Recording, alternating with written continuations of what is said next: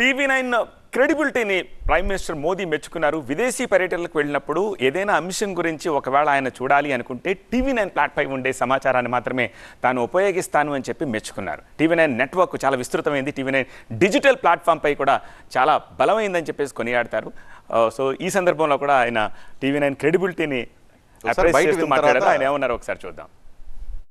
मैं सबसे पहले तो TV9 के पूरी टीम को मैं बधाई देता हूँ। बधाई इसलिए कि मैं जानता हूँ कि आपका नेटवर्क बहुत बड़ा है, आपका दर्शक संख्या भी बहुत बड़ी है, ये भी मुझे पता है। आपका डिजिटल प्लेटफॉर्म भी बहुत बड़ा है, यानी आप बहुत, और मैं जब विदेश जाता हूँ तो मुझे रेफरेंस कहीं चाहिए तो मैं कभी इमीडिएट कहीं जाना है तो मैं आपके डिजिटल प्लेटफॉर्म पे जाता हूँ, तो मैं देखता था कि आपके पास करंट इन्फॉर्मेशन रहती है, तो मैं कभी उसका उपयोग करता हूँ। लेकिन अभी तक मेरे देश में से किसी कोने से मैलिफाइड इंटेंशन से आपके यहाँ से कुछ हुआ हो, वैसी एक भी जानकारी मुझे कभी शिकायत नहीं मिली है। मुझे कभी, मेरे और मेरी टीम को, TV9 को कभी फ़ोन करके ये नहीं कहना पड़ा भाई ये देश का नुकसान हो जाएगा, आप क्यों करते हो। मैंने, हाँ, बीजेपी का नुकसान हुआ था, बहुत कुछ किया होगा आपने, और उसमें मेरी कोई शिकायत नहीं है, लेकिन देश का नुकसान हो ऐसा आपने कभी किया हो, ऐसा मैंने कभी, मेरे पास रिपोर्ट नहीं आई। और ऐसा मीडिया देश के लिए बहुत ज़रूरी है जी, बहुत ज़रूरी है। तो मैं तो आपकी टीम को और सबको बधाई दूंगा जी, बहुत बधाई दूंगा। धन्यवाद सर। సో ఐసా మీడియా బహుత్ జరూరీ.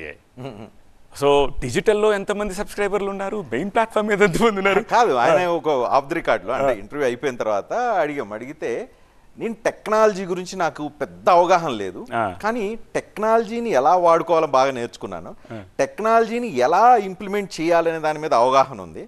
సో ఇప్పుడు నేను ఐప్యాడ్ వాడుతుంటాను, నాకు కావాల్సిన సమాచారం అంతా వస్తుంది. ఖాళీ టైం అంటే ట్రావెల్ చేసేటప్పుడు, ఇతరత్ర పనుల నుంచి కొంత గ్యాప్ ఉన్నప్పుడు ఎలా టెక్నాలజీని ఉపయోగించుకొని లేటెస్ట్ ఇన్ఫర్మేషన్ తెలుసుకోవడానికి ట్రై చేస్తాను. దానికి TV9 డిజిటల్ ప్లాట్ఫామ్ని ఎలా అంటే దాని కన్ఫర్మేషన్ కోసం డిజిటల్ ప్లాట్ఫామ్కి ఎలా వస్తాననే విషయం చెప్తూ ఉన్నారు.